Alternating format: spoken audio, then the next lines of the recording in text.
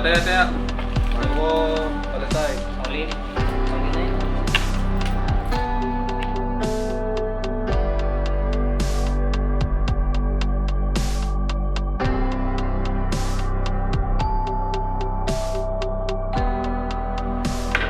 Basta na.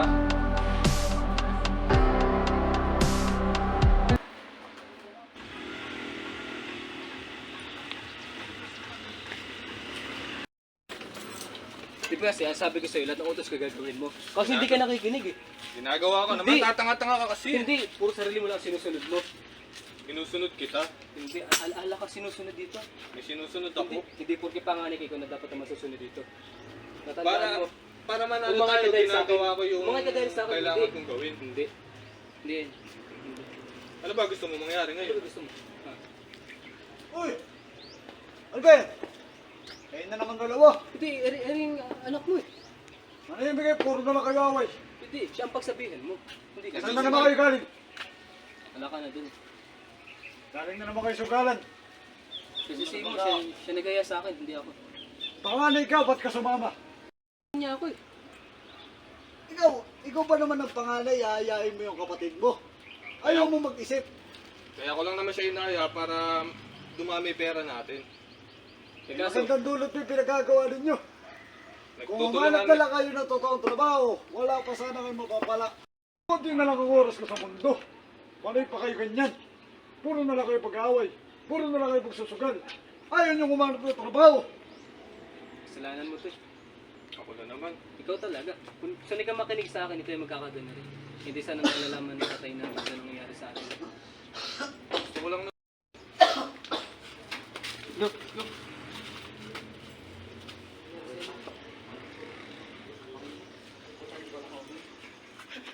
Anak, ako'y pagpasensya niyo na kung hindi ko agad nasabi na ako'y may sakit. Pero alam niyo ba, nasimulan na wala ang inyong ina. Ay napakalabog sa loob kong tanggapin yun. Pinilit ko na maging malakas para may pakita sa inyo. Alam kong nahihirapan din kayo tanggapin yun. Pero bago ako pumanap, ako'y may iniwan sa inyo. Patas lang pagkakati ng pinapanganay o puso. Ikaw, bilang panganay, ikaw na bahala ang sa inyong kapatid. Alagaan mo na mabuti at turuan mo na maayos. At ako nagkailingan ko lang sa inyong dalawa. Sana huwag kayong mag-aaway. Magtulungan kayong dalawa. Wala na kayong magulang. Sagaan niyo ang isa't isa.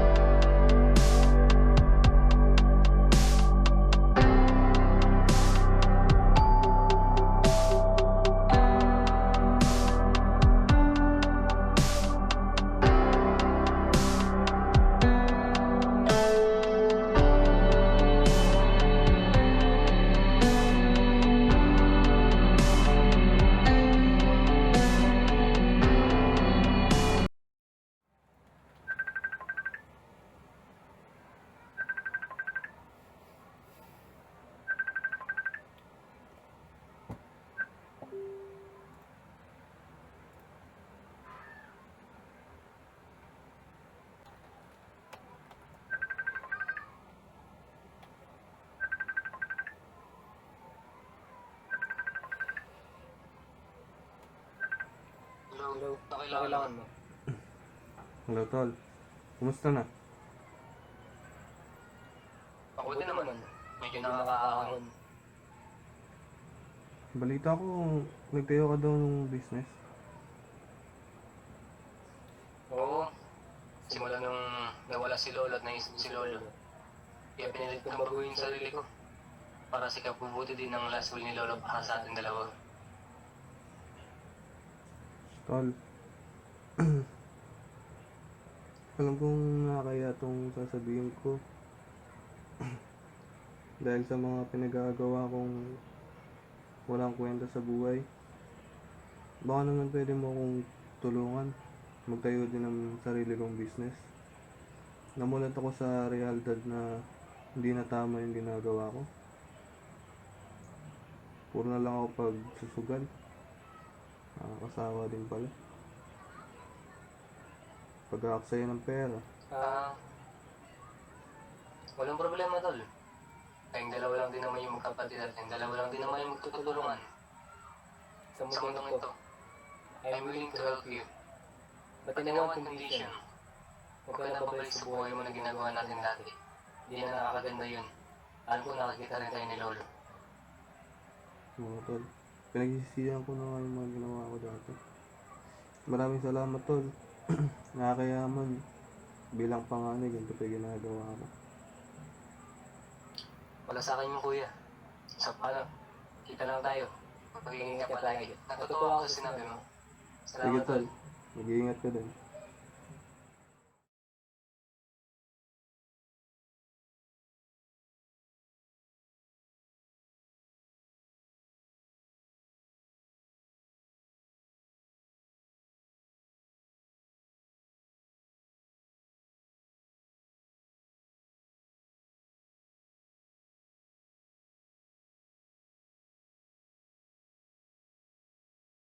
Pakita natin konting montage. Kailangan yun. Kailangan yan. Ano yan sa huli?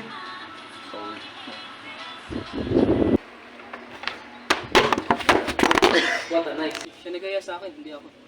Panganay ka, ba't ka sumama? Baliw. Tay ko Di ba kasi sinasabi ko sa'yo, lahat ng mga gagawin ko yung sinusundin mo. Eh, ikaw naman tong tatangat Hindi ka kasi nakikinig sa akin eh. Ano ba gusto mo?